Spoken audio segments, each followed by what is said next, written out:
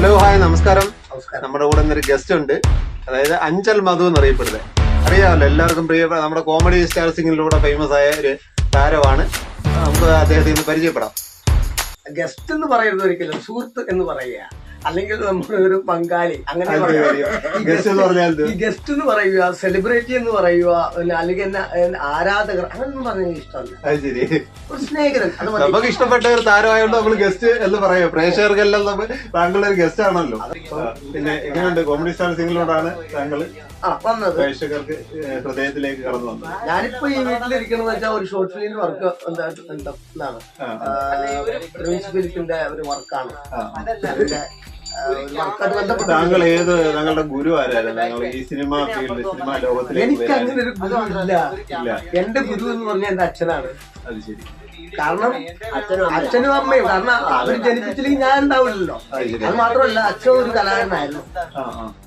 ഞാൻ ജനിക്കുന്നതിന് മുമ്പ് അച്ഛൻ ഒരു കലാകാരനായിരുന്നു. അതായത് പണ്ട് നാട്ടുംപുറങ്ങളിലൊക്കെ അച്ഛൻ. അന്ന് നിങ്ങളുടെ കൂടെ അഭിനയിക്കുമ്പോ ആരൊക്കെ ഉണ്ടായിരുന്നു? ഇപ്പൊ നിലവിലുള്ള ഫേമസ് താരങ്ങൾ ആരൊക്കെ ഉണ്ടായിരുന്നു? കോമഡി സ്റ്റാറിലോ? കോമഡി സ്റ്റാറിലും സ്വരാജ് എന്ന ഭാഗമായിട്ടുണ്ടോ? സ്വരാജ് ടൈം ജഡ്ജായിരുന്നല്ലേ? നമ്മൾ ഇത്ര ഇപ്പഴല്ലേ ഞാൻ കേറിയേ, അവരൊക്കെ സീനിയർ ആയിട്ട്. ഇപ്പൊ നിലവില് നിങ്ങളുടെ കൂടെ ഫേമസ് ആയിട്ട് അന്നത്തെ ആ ഒരു ഫേമസ് ആയിട്ടിരിക്കുന്ന നിലവിലുള്ള താരങ്ങൾ ആരൊക്കെ? ഒരുപാട് പേരുണ്ട്. കാരണം ഒരുപാട് പേരുണ്ട്. അതിപ്പോ ഒരു ഏറ്റവും വലിയ സെലിബ്രിറ്റി സിനിമാ താരങ്ങളാണ്. ഒന്ന് അസീസ്, നോബി,